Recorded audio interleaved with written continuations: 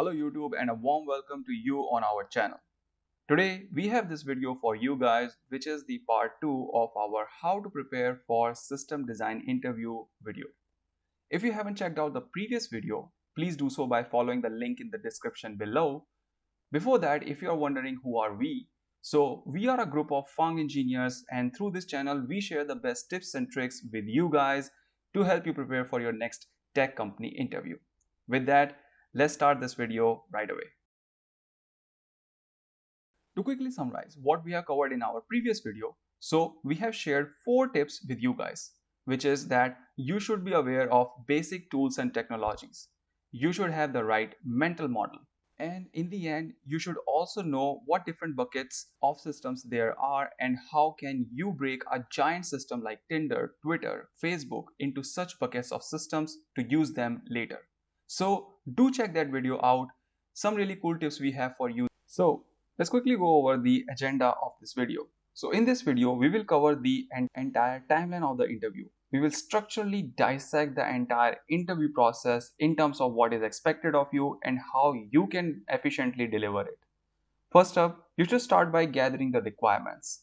This is really important to start an interaction with the interviewer and see what is in scope and out of scope requirements for the feature that you want to develop. Next is how to do the capacity planning. As we can think of this part as the requirement only, we will see that how traffic pattern can immensely influence the design decisions down the line. For example, where you need an extra caching fleet or a load balancer fleet in a peak event during the Thanksgiving or Christmas. After that, we will dive right into the meat of this video, which is drawing up the high-level diagram as part of discussing the system architecture. Once we have the bird's eye view of the entire system, we would see how to cut through one layer deeper, which is to discuss the interaction between different components by using component diagram and sequence diagram. And in the end, we will briefly go over the importance of and ways to think about the optimization, caching, and extensions of the system. So please move along with us to know more about different topics. We hope that we help you understand these concepts in as basic format as possible, but during the course of the video, if you do face any questions or anything is even remotely unclear, do let us know down in the comment section. We would love to see any feedback and questions you guys have for us. So let's kick things off with gathering the requirements. So this is very basic and the first step in the entire interview process. Oftentimes, we have observed candidates jump right into the designing entire system with their preconceptions and assumptions. Like if someone is asked to design a Tinder-like dating app, it is best to ask that if the end goal of the app is just to get the users to match with each other, or if we should also provide a chat platform for users to interact with. Maybe interviewers are not interested in the chat functionality. So that's why it is important to ask such questions beforehand. We feel candidates should start the discussion by asking about the clients or the customers of the app or the service. Are they real life customers or the service is just a back end of another front end service? Another question to ask is what is the usage or traffic pattern? Will there be peak traffic in night or day? What does peak traffic look like? Is it more balanced or spread out, or does it come in bursts? Then candidates can ask different features that need to be designed according to the interviewer. They can also ask the interviewer if they are missing any crucial feature. We believe that missing a couple of features is okay at this stage, than to build the entire system end to end only to find out later that we missed one key feature. This is not only important in an interview setting but also in a day-to-day engineering task. We call it the measure twice and cut once approach. Once you have listed all the features that you will design, it is best to ask the interviewer on what to keep in scope and what to put in out of scope feature list. Since interviewers are also aware that it is hard to build an entire system in just 1 hour, they also want you to focus on a couple of key features to truly gauge your thought process. This is important since it gives your candidates power to steer the discussion in single direction right from the beginning. Once we have listed some key requirements and classified them between in-scope and out-of-scope requirements, next step is to ask some requirements about the traffic pattern. We can't emphasize how important this step is since it has a huge influence on different design decisions down the line. You should start the discussion by asking the daily traffic distribution, peak traffic scenario, traffic numbers around festivals like Thanksgiving, Diwali, and Christmas. From this, you can roughly estimate the maximum traffic that your service is going to see, based on which you will be able to estimate some rough numbers around number of concurrent connections, number of servers, and amount of data storage capacity you will need. Keep in mind that you don't have to be 100% accurate in your calculation, but taking this route gets you brownie points from interviewer and show him your technical leadership capabilities. After you and your interviewer are done with requirements and capacity planning, let's dive right into the meat of this video, which is the system architecture. And first up is the high level diagram. This is where we draw a rough diagram showing interaction between different components. It goes without saying that how important this step is. We want to make sure that you and your interviewer are on the same page in terms of different components that are required to develop, deploy, and scale the services in the production environment. I think it would be best to understand this using a high-level diagram only. So here we have a rough system architecture for a very basic app. We always start with the user here, since that's what is of the prime importance. Now users requests land onto this load balancer fleet, which forwards the request to a fleet of microservice which is running your business logic in it. Load balancers are a cool piece of technology that on the runtime makes a decision autonomously to forward a user request to the least occupied server in the fleet. Then we have a data storage layer in terms of a database and a caching layer to cache the results so that we won't be DOSing our database with repeated requests, since it is both expensive and slow to query the database again and again for similar type of requests. As you have seen, candidates get a really good opportunity here to showcase their knowledge of microservice architecture and how to design systems in a stateless manner that are both performant and resilient to any sort of scaling challenges down the line.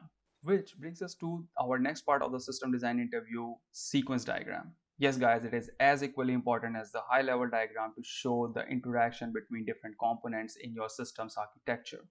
In this phase of the interview, we discuss with interviewer the correct request response model or error responses between different components. We also think that candidates should discuss that how their system will behave in different scenarios. For instance, in the case of designing an instant messenger like WhatsApp, we may want to explain how the system will behave differently for sending a message to an online user versus an offline user. Okay, we think you guys would gain a lot more confidence on how to create a system diagram if we will do a brain exercise at this point. So, for example, your interviewer asks you to design a service which gives you restaurant recommendations to a user based on his or her location, just like Yelp or Zomato. Let's call it My Restaurant Finder service. So just like how we have the sequence diagram laid out for you in the WhatsApp slide, we want you to design the sequence diagram for this restaurant finder service and its client and data storage layer. You can see what the request and response model look like in this image here. So pause this video and see how you would create the sequence diagram for My Restaurant Finder service. And if you want, you can rewind the video 10 seconds in past to take hints from the sequence diagram of WhatsApp. Alright, I hope you guys did your due diligence. Let's quickly take a look how we have done it. So we will start with the user here as always, which sends the request to our My Restaurant Finder service, which first queries the cache with the user's geo coordinates to see if such request was already served in the past. If it is a fresh request, aka we get a cache miss, we go on to query the database that has all the locations of the restaurants and their proximity from the user's location. We will first query another backend service which gives us the cell information of the user's location, and then using that cell information, we search for other nearby restaurants present in the database. Once we have a list of all the restaurants in the proximity of that geo coordinate of the user, we return it back to the user. We recommend candidates to consider different parameters like latency, availability, and infrastructure cost while explaining their rationale to the interviewer. You guys should ensure that by the end of this section, you have explained how the system will support all the features that you have listed in the beginning during the gathering requirements phase. Now, let's see the extension of the component design only. When you are drawing up the sequence diagram and component diagram, you also want to design the API's request and response model. This is important to show how the interaction between different components is actually happening. Like, do you want to use SOAP, REST, or GraphQL, which is one of the burning technology today? We think that GraphQL requires a whole another video on its own. So let us know down in the comment section that if you guys want us to do another video for that as well. Another thing is to show or list the data model or schema of your database. This is where you want to mention different attributes that you want to store, also what sharding key or primary key you want to put in your database. To keep this video short, let's quickly move on to the last section of the interview, which we believe is the final nail in the coffin. This section is about how to place good monitors to measure the performance and health of the system. Also, how to optimize the system by understanding the traffic or usage patterns. Candidates can suggest to interviewers that how one can use serverless technology like AWS Lambda or Azure Functions to reduce the cost instead of keeping an underused EC2 fleet just for the peak events. Another important aspect is the caching, which could be L1 or L2.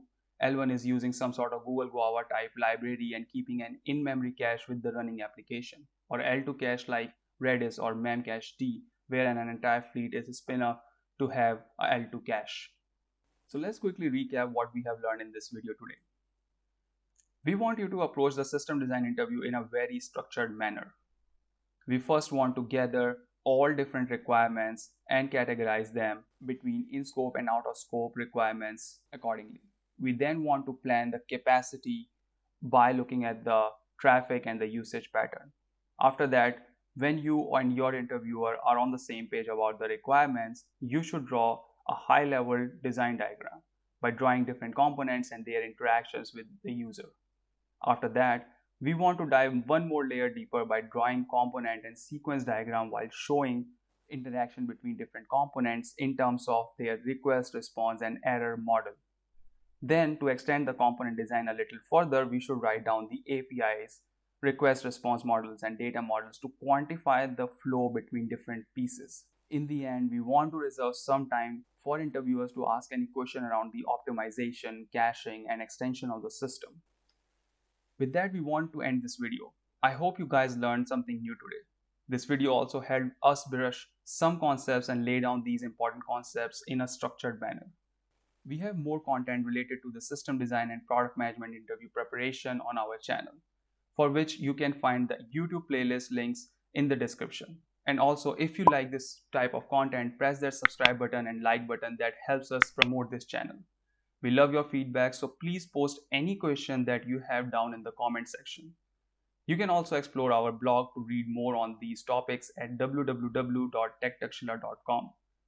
We hope to see you soon in another video. Till then, thanks for watching and keep learning.